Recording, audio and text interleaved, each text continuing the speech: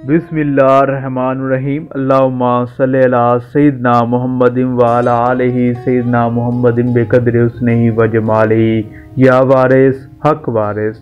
नाज़रीन कराम, सरकार वारिस पाक रहमतुल्लाह अलैह से डॉक्टर इलाही बख्श साहब की बैत का वाक़या आज की वीडियो में उन पर तज़किरा करेंगे। किताब हवाला है मिशकातुन नकानिया।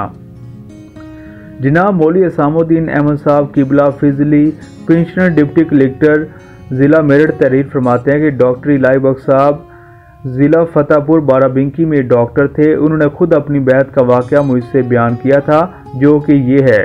डॉक्टर इलाही बख्श साहब हज़रत हाजी वारिस अली शाह साहब को एक खिलाफ दरवेश समझते थे और अपने अकीदे के लिहाज से बदअकीदा थे।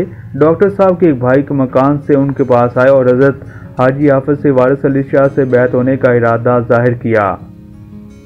डॉक्टर साहब ने अपने ख्याल के बामूजब उनको मना किया, लेकिन वो वापसी के वक्त मुरीद होते हुए अपने मकान को गए और वहाँ से डॉक्टर साहब को इतला दी कि मैं हाजी हाफिज़ से वारिस अली शाह साहब का मुरीद हो गया हूँ। हज़रत हाजी किबला साहब ने वक्त रुखसत एक कागज़ मुरम्मत फरमाया जिस पर एक आयत लिखी हुई थी और इस आयत में मौत का मजमून था। डॉक्टर साहब को ये बात नागवार गुजरी कि उनके भाई ने उनकी मंशा के खिलाफ किया। डॉक्टर इलाही बख्श साहब का बयान है कि कुछ दिनों के बाद जब मेरे भाई का इंतकाल हो गया तो मुझे खुद इस बिना पर अकीदत पैदा हो गई कि सरकार हाजी हाफिज़ से वारिस अली शाह का वो पर्चा अता फरमाना जिसमें मेरे लिए वाज़े हदायत थी और निशानी थी, जिसमें मौत के मजमून की आयत लिखी थी, खिलाफ आदात नहीं था। और मैं उनकी इस वाज़े करामत की वजह से सरकार वारिस पाक रहमतुल्लाह अलैह का अकीदतमंद हो गया और उनकी वाज़े करामात ने मेरी उनसे मुतल्लिक मेरी राय को तब्दील कर दिया। इसी तरह मौलवी नूर कदीम साहब को दवाई की खरका पोशी का वाक़या भी आप तक पहुँचाते हैं। मौलवी नूर कदीम साहब को दवाई का वाक़या अगरचे बैत से मुतल्लिक नहीं है मगर खरका पोशी से ताल्लुक़ ज़रूर रखता है। इस वाक़े से हज़ूर पर नूर की शान गयूरी वाज़े होती है और इस मसले पर रोशनी पड़ती है कि हज़ूर अनवर से बैत होने के बाद अगर कोई शख्स अपनी बदबख्ती से हज़ूर से मुनकर होकर किसी और से तवस्सुल रूहानी हासिल करना चाहता था तो नतीजा बिल्कुल बरक्स होता था और उस वक्त तक वो नहीं संभलता था जब तक सरकार वारिस पाक रहमतुल्लाह अलैह खुद उसकी दस्तगीरी नहीं फरमाते थे। चुनाचे मुंशी अब्दुल गनी खान साहब वारसी रईसपुरा तहरीर फरमाते हैं कि मौलवी काजी नूर करीम साहब को दवाई साकनपुर ज़िला बाराबंकी तलबा को दर्स दिया करते थे। न्याय पाबंदे सोमो सलात और जाकिर और शागिल शख्स थे। तलब हक का शौक़ उनके कल्ब में मौजूद था मगर इबादत और चीज़ है, तस्दीक और चीज़ है। एक मरतबा उनके सामने जिक्र हुआ कि मानकपुर ज़िला प्रतापगढ़ में शाह खुदा बख्श साहब जो साहिब सज्जादा नशीन हैं, बड़े बाफैज़ दरवेश हैं, उनके यहाँ अक्सर लोग फैज़ पाते हैं। मौलवी नूर करीम साहब को दवाई की ज़बान से निकला कि हम तो हज़रत हाजी हाफिज़ से वारिस अली शाह साहब की किबला से बैत हुए हैं। 10-12 बरस गुजर गए हैं लेकिन अभी तक कोई नतीजा नहीं निकला है।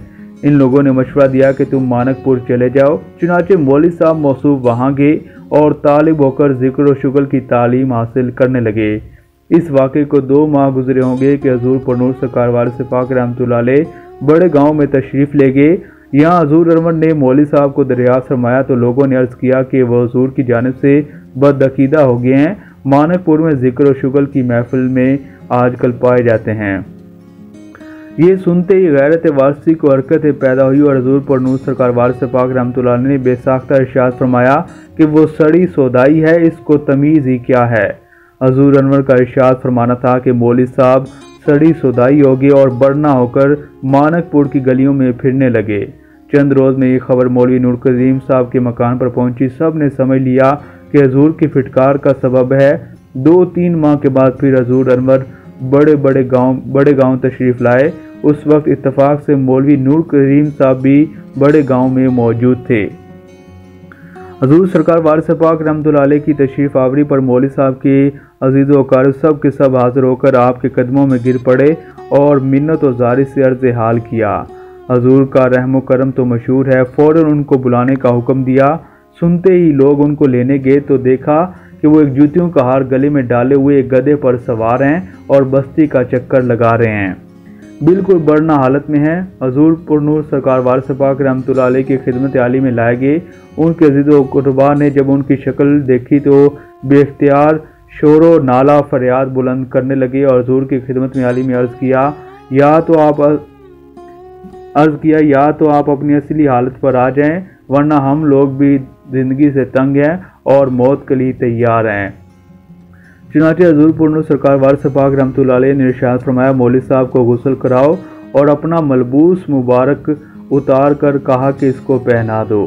जैसे ही गुस्ल के बाद वो लिबास अतर उनको पहनाया गया, वो अपने होश में आ गए और हजूर सरकार वारिस पाक रहमतुल्लाह अलैह के करीब पहुँचकर निहायत अदब व ताज़ीम से कदम बोस हो गए और गिरिया उजारी से इज़हार नदामत किया। उस रोज़ से मौलवी नूर कदीम साहब कोतवाली ने हजूर का साथ नहीं छोड़ा और अपनी साबका बदअकीदती पर बेशतर औकात आबदीदा रहते थे। फिर तो फैज़ान वारसी ने उनमें उसने अमल के ऐसे चार चांद लगाए कि वह नूर अली नूर हो गए। जिन बुजुर्गों ने उनको देखा है वो बयान करते हैं कि उनकी हालत में यकायक ऐसा तगय्युर हो गया था जिसका शानो गुमान भी नहीं रहता था। ज़ाहिरी तौर पर भी उनको हजूर की ज़ात में ऐसी फ़नाए कामिल हो गई थी कि ख़त व खाल, आवाज़ व सूरत, नशिस्त व बर्खास्त, गर्ज ये कि हर एक बात में उनको हजूर सरकार वारिस पाक रहमतुल्लाह अलैह से मुशाबत नामा हासिल हो गई थी। मिदत अल उमर हजूर के साथ रहे। मर्ज़ुल मौत में हजूर उमर सरकार वारिस पाक रहमतुल्लाह अलैह के हुक्म से अपने मकान पर क़याम किया और बाद विसाल अपने बागीचा में दफन हुए। ये बात भी शान वारसी का एक अदना करिश्मा है कि सरकार वारिस पाक रहमतुल्लाह अलैह के देखने वाले की ख्वाह कैसी ही हालत क्यों ना हो जाए और वो कैसा ही पलटा क्यों ना खाए, मगर अंजाम कार हजूर सरकार वारिस पाक रहमतुल्लाह अलैह दस्तगिरी फरमाते हैं और वो फैज़ान वारसी से महरूम नहीं रहता। तो नाज़रीन, सरकार वारिस पाक रहमतुल्लाह अलैह ने अपने मुरीद की किस तरह दस्तगिरी फरमाई, मज़ीद मालूमाती वीडियोज़ भी आप तक पहुँचाते रहेंगे। सिलसिला वारसी ऑफिशियल को सब्सक्राइब करें और ये मालूमात दूसरों तक पहुँचाएँ। अस्सलाम वालेकुम व्यूअर्स, मज़ीद मालूमाती वीडियोज़ के लिए सिलसिला वारसी ऑफिशियल को सब्सक्राइब, लाइक और कमेंट करना मत भूलिए।